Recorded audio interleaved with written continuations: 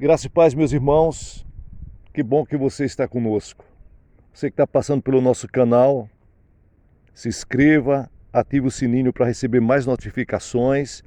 Deixe o seu like, diga de onde você está nos acompanhando. Desde já, quero agradecer as pessoas que têm abençoado o canal, que têm colaborado, que têm abençoado financeiramente. Que Deus abençoe você, ofertante, em nome de Jesus. Todos os dias, não somente eu, pastor Gilson Soares, mas todos nós que fazemos parte da Igreja Boas Novas, nós oramos pelos dizimistas, ofertantes e colaboradores. E você, que Deus tocar no seu coração, abençoe com qualquer valor. Embaixo na descrição tem como você fazer isso. Número da conta e a chave Pixel. Vamos continuar. A pregação hoje é sobre o poder de um cristão. O verdadeiro cristão é um ser sem igual. Não há comparação. Ultrapassa tudo quanto a raça humana já produziu. Não terá sucessor para tomar o seu lugar. Ele é o homem no seu melhor aspecto, o melhor que Deus faz em prol da humanidade. Fui para a África do Sul num período sem igual da história da nação, após o período de reconstrução que surgiu depois da Guerra dos Boers. Por causa da guerra, a população nativa tinha fugido do país com medo. Foram para muito longe da zona que estava em guerra e essa zona abrangeu quase o país inteiro. As minas de ouro dependiam da mão da obra dos nativos e o problema tomava vulto.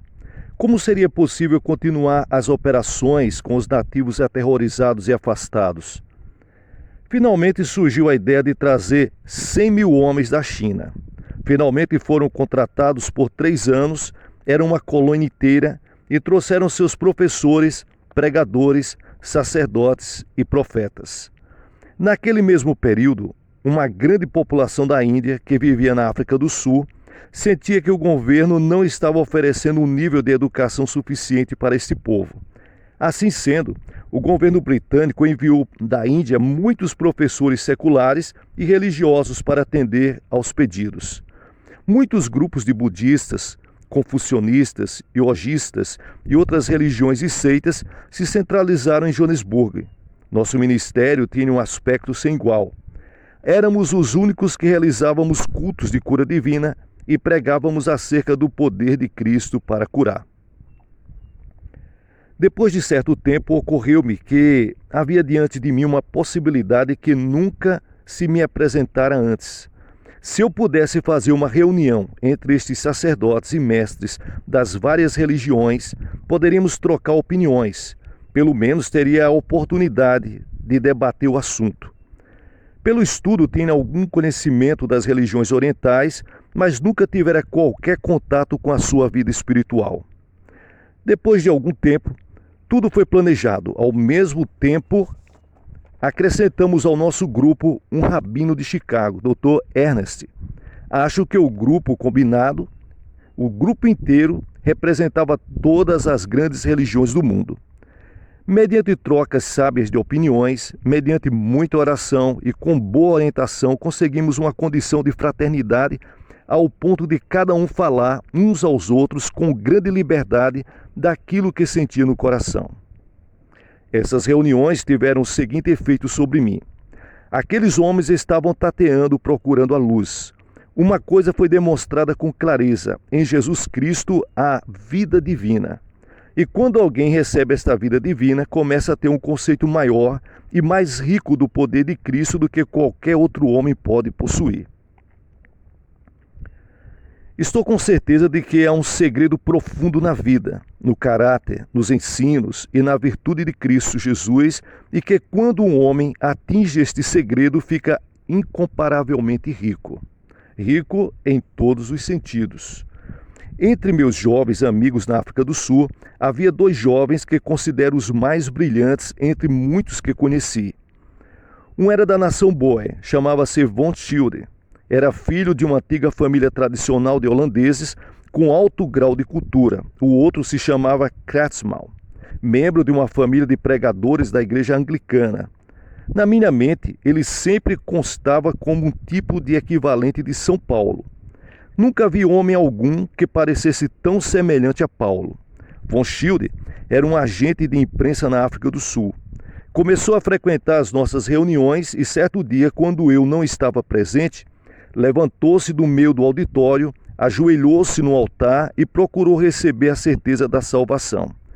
E bendito seja Deus, ele a recebeu. Poucos dias depois, enquanto eu estava ensinando durante um culto de tarde, ele se levantou e disse: Sr. Lake, o senhor acha que se Deus me concedesse o batismo no Espírito Santo, ficaria satisfeita a grande fome por Deus que eu tenho? A grande fome que arde na minha alma? Respondi: meu filho, não posso asseverar que sim, mas pelo menos seria uma boa contribuição para isso. Sem mais nem menos, ele veio para a frente e, olhando para mim, enquanto se ajoelhava, disse: ponha as suas mãos na minha cabeça e ore por mim.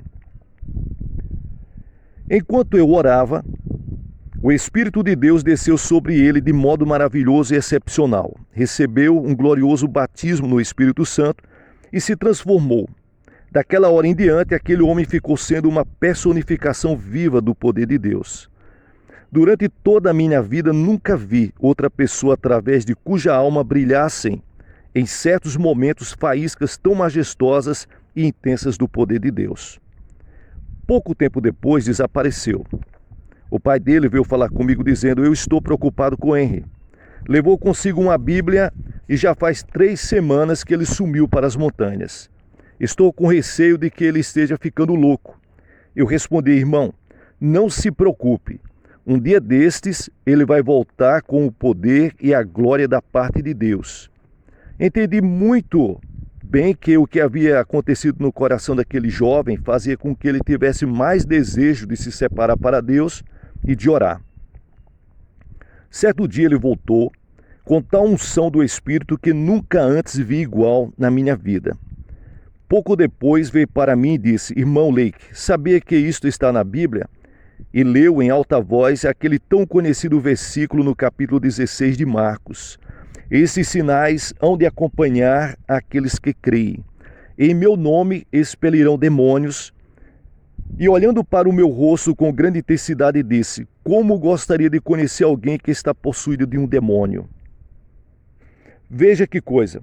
Creio que Deus já planejara aquela situação, porque me lembrei que, em 2 dias antes, receberam uma carta de um pedido de oração para um filho louco. A mãe disse: pelo que posso julgar, acho que o meu filho é possuído por um demônio. E ela pediu que fôssemos para lá, a fim de orar e expulsar o demônio. Von Schilde disse: veja, o endereço fica a 2 ou 3 quarteirões de onde eu moro. Vou ver exatamente onde está o moço e depois volto para nos ajuntarmos e irmos juntos. Disse consigo mesmo: aqui há uma alma recém-nascida, cuja visão já penetra os campos do poder divino. Reconheci que o meu próprio espírito não tinha chegado ao grau de fé que havia naquela alma e resolvi: não vou dizer uma palavra sequer ou vou fazer qualquer coisa que possa desencorajar essa alma. De qualquer modo, eu irei incentivá-lo. Pouco depois, lá estava ele de volta dizendo: irmão Lake, vamos lá. Quando chegamos, achamos um moço que tinha sido louco desde quando nascera. Era como um animal selvagem. Não aceitava roupas e feria a si mesmo ou qualquer outra pessoa com qualquer objeto que fosse pontiagudo. Não queria saber de comida.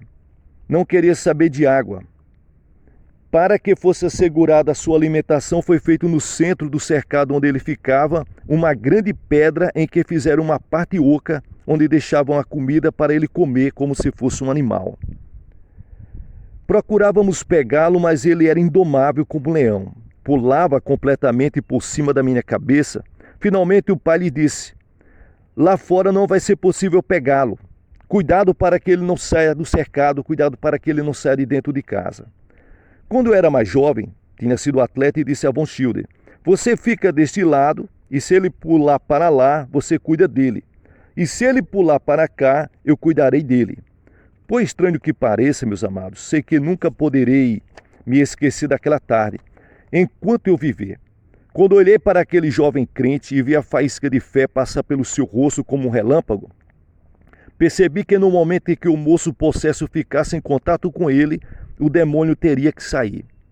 Logo, o moço pulou para o meu lado e, no instante, Von Tilde pulou atrás dele, colocou as mãos na cabeça dele e mandou o diabo sair. Em 2 minutos, aquele moço estava totalmente transformado e são. O primeiro momento de sanidade que ele já conhecera. Mais um incidente na vida desse jovem crente servirá para ilustrar o que Deus fizera nele. O povo Boer era um povo pioneiro. Não tinha a vantagem de boas escolas. Numa comunidade deles, a única pessoa com uma boa cultura usualmente era o pregador holandês. Era um verdadeiro aristocrata com toda a autoridade que os sacerdotes na Holanda exercem sobre o povo deles naquela época. Certo dia, Von Tilde estava dirigindo um culto com algumas centenas de pessoas presentes. O pregador também estava ali. Levantou-se e disse ao povo que os ouvintes estavam sendo induzidos ao erro e que as coisas acerca das quais Von Tilde falava era apenas para os dias dos apóstolos. Aquilo não existia mais.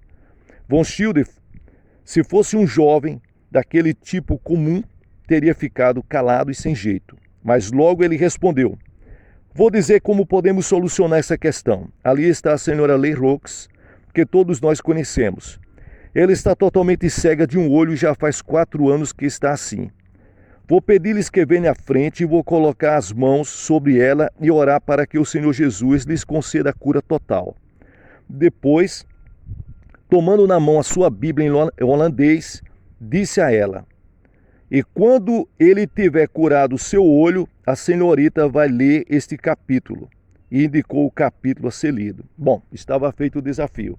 O jovem ia orar pela mulher e o velho holandês iria dar a Bíblia para ela ler com um olho que ela nunca mais tinha conseguido enxergar. Veja que coisa. O Deus onipotente agiu de acordo com a fé daquele jovem. O olho daquela mulher se abriu de imediato e ela ficou em pé diante da congregação. Abriu o olho que já estava são e com o olho que acabara de sarar, leu o capítulo inteiro. Que coisa maravilhosa, meus irmãos. Esse mesmo poder está à nossa disposição. Agora vou voltar para Kratzmal, o outro jovem. Estava de visita na casa de alguns amigos no mesmo quarteirão onde eu morava.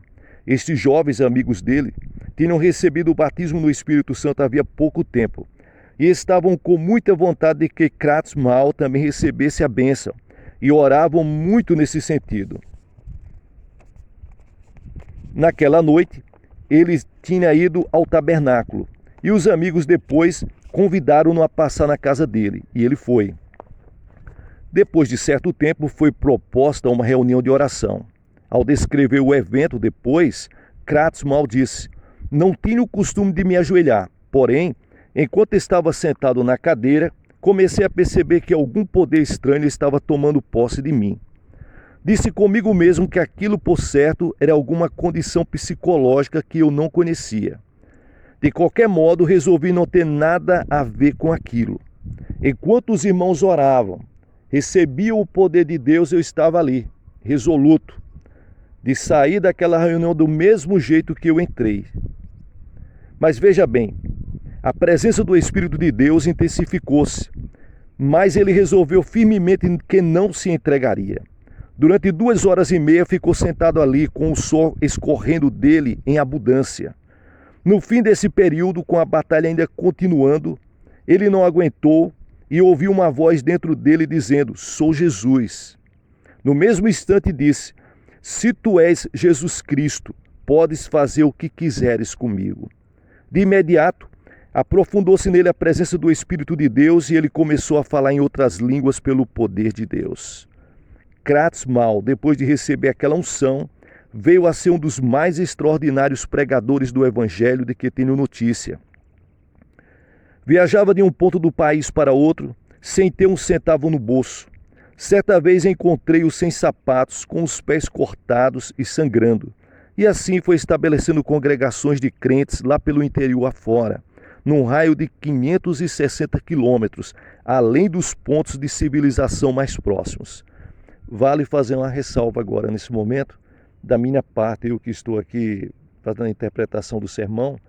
Naquela época, principalmente naqueles idos de 1914, 1920, esse povo aqui era um povo extremamente pobre. e o pregador do evangelho ele tinha que pregar totalmente sem nenhuma condição financeira. Pregava, estabelecia pontos de pregações.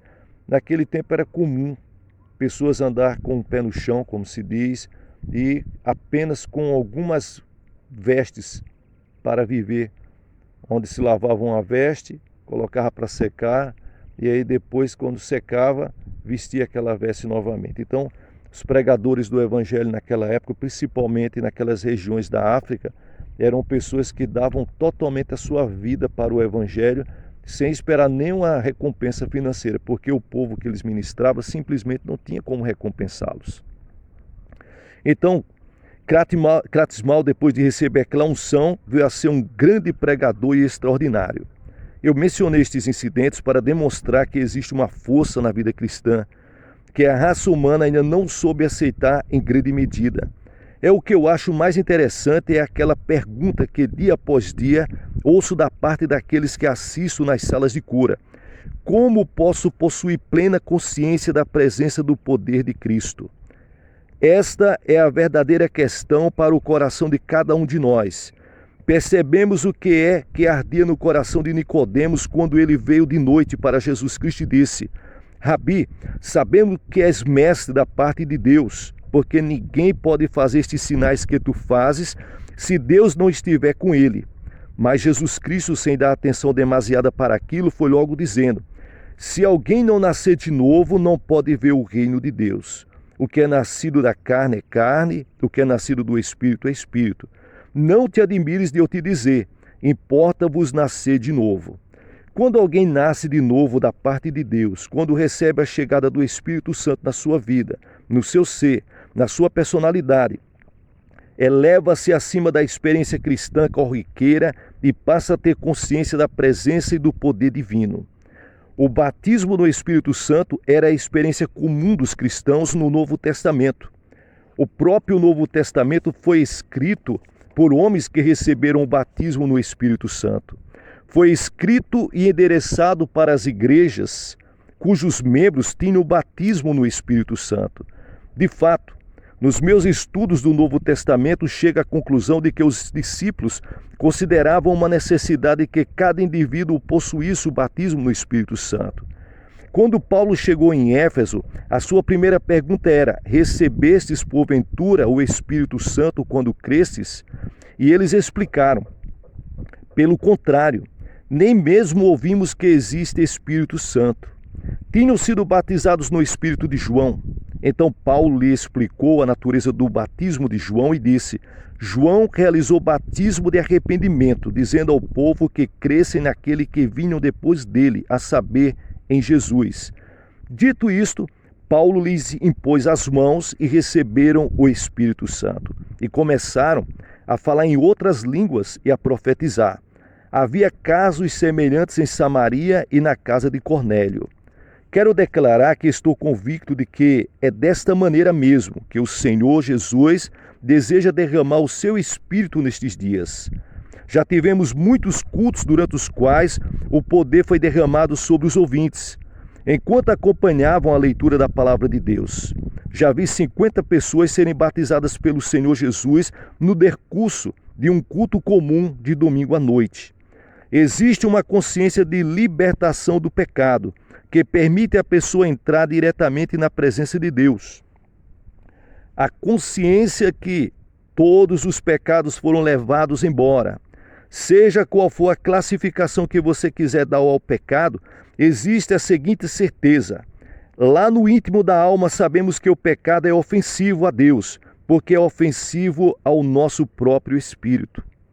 De fato, lembro-me de que, na minha própria experiência, quando meu coração começou a se despertar para este assunto, e seriamente comecei a buscar o batismo no Espírito Santo, enquanto começava a raiar na minha alma a iluminação espiritual acerca da pureza e da santidade de Deus, senti um impulso para me retrair quando reconheci a grande distância que existia entre o meu coração e o coração de Deus. Senti-me compelido a clamar, não uma, mas 1000 vezes: Senhor, pelo processo divino de Deus, purifica a minha alma desta condição.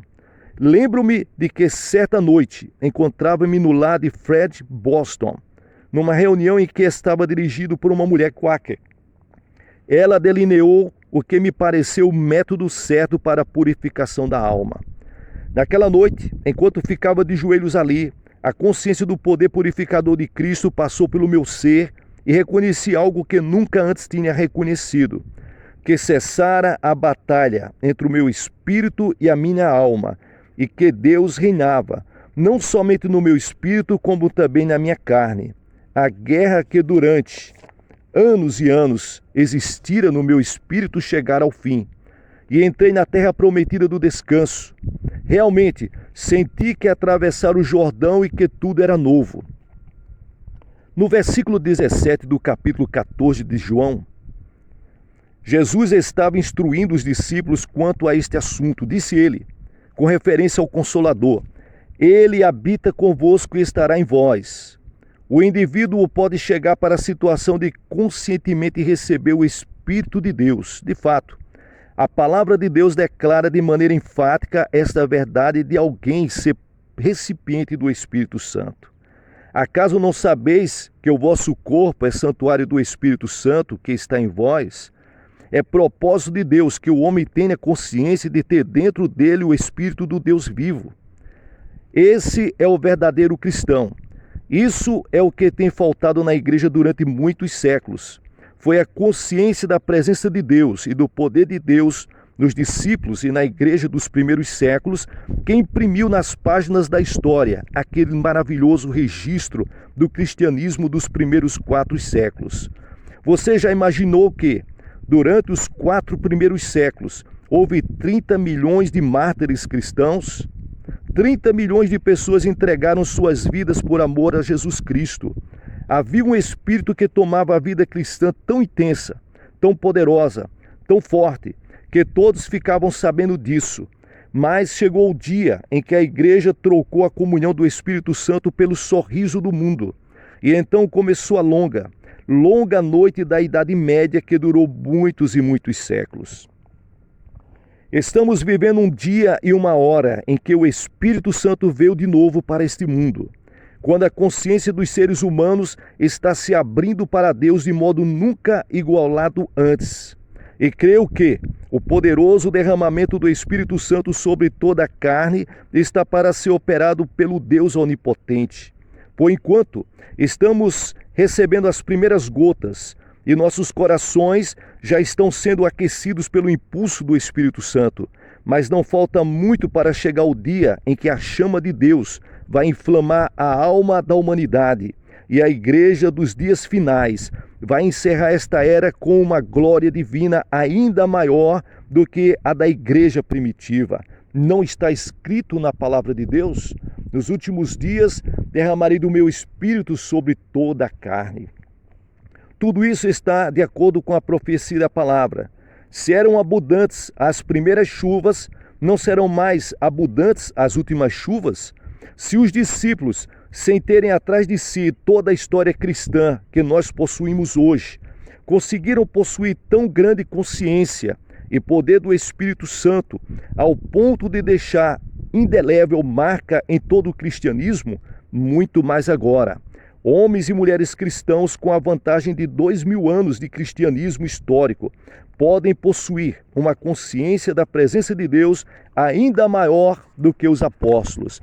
Meus amados, esse é o desejo do meu coração, que vocês sejam cheios do Espírito Santo e revolucionem o mundo. Muito bem, meus irmãos, terminando. Glória a Deus por isso. Olha, nós estamos aqui em Guarabira. Guarabira fica aqui na Paraíba. Deixa eu mostrar para vocês aqui, ó. Rapidinho aqui, ó. Isso aqui é a cidade de Guarabira. Nós temos cerca de 60 mil habitantes, segundo os dados do IBGE. Deixa eu mostrar uma coisa aqui para você, ó. Se você der uma olhada aqui, nessa direção que eu estou mostrando aqui, você vai entender porque é que eu peço para que você abençoe essa obra. Abençoe essa obra orando. Abençoe essa obra também, além de abençoar orando, abençoe também com qualquer oferta financeira que você puder, que é para a gente evangelizar essa cidade. É uma cidade muito católica. onde tem as tradições católicas muito fortes, um espírito do catolicismo muito forte sobre essa cidade. Então, essa é a necessidade que eu sempre peço para você. Ore pela nossa cidade Guarabira aqui na Paraíba, para que Guarabira seja de Cristo Jesus, totalmente. Que o cristianismo aqui, o poder do Espírito Santo de Deus caia de uma forma poderosa e haja muitas transformações, muitas almas salvas para Jesus Cristo. Então é por isso que eu peço sempre, ore por nós, ore para que Deus abençoe a Igreja Boas Novas aqui em Guarabira, para que a gente faça realmente a diferença. Abençoe e contribua para que a gente possa fazer muito mais pela obra de Deus, com trabalho de evangelismo, com trabalho de tantos e tantos trabalhos que a gente pode fazer, mas muitas vezes falta condições para isso. Você que está nos acompanhando, abençoe. De qualquer parte do país que você tiver ou do mundo, tem aí uma conta para você depositar e tem também uma chave Pix para você depositar qualquer valor que Deus tocar no seu coração. Eu estou pedindo porque a Bíblia diz: comunique com os santos nas suas necessidades. Estou pedindo porque a Bíblia diz: pedir, dá-se-vos-á. Então eu tenho que pedir, eu tenho que abrir meu coração para você. Meu desejo é de ganhar essa cidade para Jesus Cristo. Ganhar essa cidade, levar o Evangelho para essa cidade. Agora nós enfrentamos muitas dificuldades, tanto espirituais como material. Então, se os filhos de Deus orar por essa cidade aqui, e os filhos de Deus contribuir, eu digo isso para você, qualquer valor que Deus colocar no seu coração, nós podemos fazer muito mais pela essa cidade. Você que é uma pessoa espiritual, você que entende o que eu estou dizendo, porque o Espírito Santo de Deus habita dentro de você, você entende o que eu estou dizendo aqui para você. Como é necessário orar por essa cidade de Guarabira. Que Deus abençoe você, que Deus toque no seu coração mesmo. Quando a gente fala qualquer valor, é qualquer valor. Tá bom? Deus abençoe. Fique com Deus. Muito obrigado de todo o coração. Aqui é o pastor Gilson Soares, da Igreja Boas Novas em Guarabira. Fique com Deus.